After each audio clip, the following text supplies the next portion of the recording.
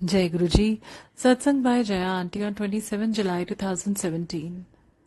गुरु जी पर और उनकी लीला पर हमारा जितना विश्वास होगा, हमारे विचार उतने ही सच होते दिखेंगे।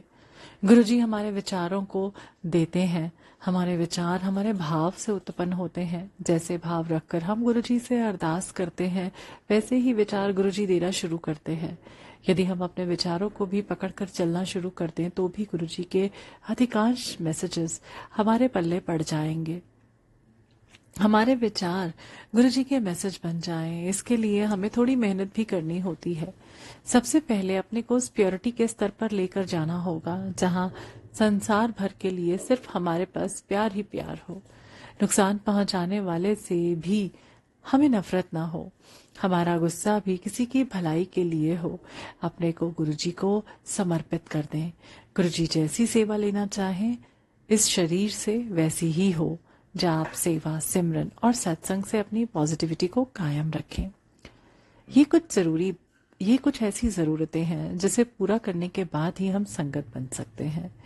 वो गुरु जी की मुट्ठी भर वाली संगत बन सकते हैं। वरना आज जो एक बार बड़े मंदिर पहुंचा वो भी अपने को संगत कहता है, जबकि उसे थोड़ा समय लगेगा ही संगत बनने में या गुरु जी को समझने में। जैसे हम संगत बनते हैं, हमारे विचारों में हम तक आने वाली तरंगों में गुरु जी के मैसेजेस होते हैं। कई बार मैसेज इतने साफ साफ होते हैं कि कोई संशय ही नहीं होता। कई बार हमें लगता है कि ये हमारे अपने विचार तो नहीं। ये सवाल जवाब जरूरी है, क्योंकि कहीं हम अपनी सोच को गुरु जी का मैसेज ना समझ लें। यहाँ फूंक फूंक कर चलना ही सही है, क्योंकि हम नहीं जानते कि एक गलत या अपने मन से मैसेज देने का नतीजा क्या हो सकता है। गुरु जी का मैसेज कुछ भी हो, कल्याणकारी ही होता है। चाहे वो हमें समझ आए या चाहे वो हमें समझ नहीं आए, हमें करते जाना है। गुरु जी की मर्जी के बिना पत्ता भी नहीं हिलता। फिर कोई मैसेज हम तक कैसे पहुंच जाएगा यदि वो हमारे लिए नहीं है तो? हम सरल बने। एक बच्चा जिस तरह से बिना दिमाग लगाए मिलते हुए इंस्ट्रक्शंस के हिसाब से काम करता है, हम वैसे बने। तभी ईश्वर के इशारे को समझ पाएंगे। ईश्वर बहुत ही सरल है और हमें भी सरलता से जिंदगी गुजारना सिखाना चाहते हैं। एक बार गुरुजी ने समझाया कि हम सारी जिंदगी परेशान परेशान रहते हैं, जबकि हमें जिंदगी जीने के लिए बहुत ज्यादा की जरूरत नहीं है। पहले भी लोग सुखी थे क्योंकि उन्हें पता था कि जीने के लिए खुशी सबसे जरूरी है और खुशी बांटने और शेयर करने के लिए समय का होना बहुत जरूरी है। लोग एक दूसरे के साथ परिवार में समय बांटते थे। आज हम पैसा बांटते हैं, किसी न किसी गैजेट के रूप में, वो कार हो, मोबाइल हो या कुछ और अंत में हमारे पास खुशी के अलावा सब कुछ रह जाता है। हमारी आज भी बेसिक जरूरत रोटी, कपड़ा, मकान की ही है। यदि थोड़ा और बढ़ा दे तो फोन, गाड़ी या एक दो और सामान हो जाएंगे। जितनी भी बेसिक जरूरतें हैं उन्हें हासिल करने में बहुत ज्यादा समय या पैसा नहीं लगता।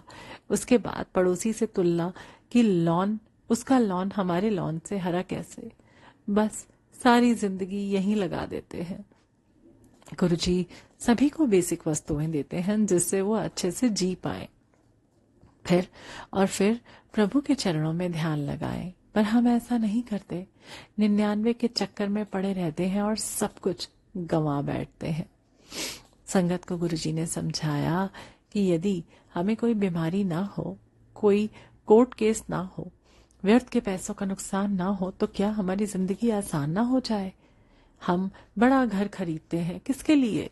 रहने वाले यदि हम 2 हैं तो एक कमरा भी काफी होगा। यदि हमारे बीच में प्यार है तो ये बड़ा घर हमने अपनी जरूरत के लिए नहीं खरीदा, ये पड़ोसी के घर से तुलनात्मक जरूरत समझकर खरीदा। यही हाल गाड़ी और बाकी चीजों में है। गुरु को पाना है तो हमें इस मनोवृत्ति से निकलना होगा। हम जो गुरु के शरणागत हैं उन्हें किसी चीज की जरूरत ही कहाँ है। जो बेसिक जरूरत है सृष्टि कहीं ना कहीं से पूरा कर देगी। हम गुरु के बन के देखें। पर हम गुरु भी चाहते हैं और लग्जरी भी चाहते हैं। लग्जरी मिल जाए तो कोई बुरी बात नहीं है, यदि हम उससे मोहग्रस्त नहीं है। यदि मोह हो गया तो हमारा सारा तब बर्बाद हुआ ही समझे। गुरुजी हम संगत को बड़े अच्छे से रखना और देखना चाहते हैं, पर साथ ही साथ सांसारिक मोह माया से दूर रखकर यानी सांसारिक बैरागी बनाना चाहते हैं। आज यदि लाखों का नुकसान हो जाए और हम विचलित ना हो तो हम गुरु के बताए रास्ते पर हैं। यदि करोड़ों भी मिल जाए और हम अब खुशी से अपने आप पे से बाहर ना हो तो हम गुरु के सही शिष्य हैं। एक संगत की जरूरत कितनी है दिखाते हुए गुरुजी ने एक छोटा कमरा और उससे जुड़ा वॉशरूम दिखाया और कहा कि इस राह के लिए इससे अधिक की आवश्यकता नहीं है। हम हर जन्म में इन चीजों को और ज्यादा करने के चक्कर में ही कर्म बनाते हैं और कभी काट नहीं पाते। इस जन्म में तो ध्यान, सिमरन और जाप करके अपनी यात्रा पूरी करें। यदि सृष्टि ने हमें धन दिया है तो उसका सही उपयोग करना हमें आना चाहिए। करोड़ों कमाते हैं पर हजारों रुपए भी किसी को अपनी चाहत से नहीं दे पाते।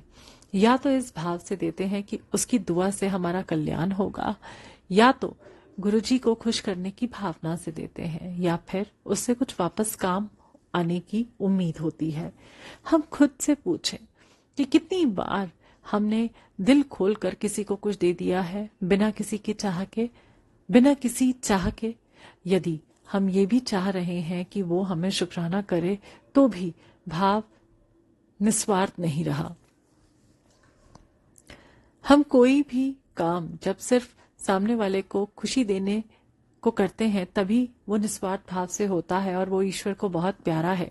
ईश्वर हमारे हर काम को आंकता है और हमारे भाव के मुताबिक ही हमारा कार्मिक अकाउंट बनाता है। ये निस्वार्थ भाव से देना एक दिन में नहीं सीख पाएंगे हम। पहले हम इस भाव से कि हमारा ऐसे करने से गुरुजी खुश होंगे करना शुरू करें।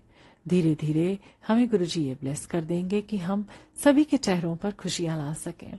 हमें अलग से कुछ भी करने की जरूरत नहीं पड़ेगी। हम जो कर रहे हैं उसी को गुरुजी ब्लेस कर देते हैं। हमारा दाता बहुत दयालु और बड़ा दानी है।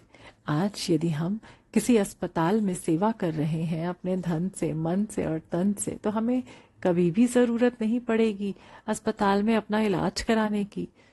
गुरुजी तो कहते ही हैं, धन दिया है और सही काम में खर्च नहीं कर रहे हो तो सृष्टि खर्च करा देगी, कुछ नहीं तो अस्पताल भेजकर खर्चा करा देगी। पहले ही खुशी खुशी क्यों ना खर्च कर लें हम। किसी और परेशानी में हम धन का भारी नुकसान उठाएं और दुखी हुए, इससे पहले ही लोगों के चेहरे पर मुस्कान ला दें। ऐसे ढंग से हम क्यों ना खर्च कर लें। हम सभी इन बातों को जानते हैं पर मानते नहीं और परेशानी में पड़ जाते हैं। पहले की बात नहीं जानती जब कोई इसे प्रैक्टिकल कराकर समझाने वाला नहीं था, पर आज गुरुजी ने इतने चमत्कार दिखाए हैं और विश्वास दिलाया है कि जो भी उनकी शरणागत हुआ है उसकी पूरी जिम्मेदारी गुरुजी की है। उसे कुछ भी सोचने और परेशान होने की जरूरत नहीं है। मेरी पिछले 5 साल की यात्रा इन्हीं प्रैक्टिकल अनुभवों से भरी हुई है, जिसे समय समय पर शेयर करती आई हूँ। इन लीलाओं को दिखाने का एक ही मतलब है कि यदि हम गुरुजी को समर्पित होते हैं तो फिर हमारे लिए पूरी सृष्टि काम करती है। हमें कुछ सोचना नहीं पड़ता है। इस धरा पर ही अलग दुनिया में हम मस्त रहते हैं। आखिर सारा संसार का झमेला इसी खुशी, इसी आनंद के लिए ही तो है। मृग अपनी नाभि में रखे कस्तूरी को नहीं जान पाता और सारे जंगल में भागता रहता है।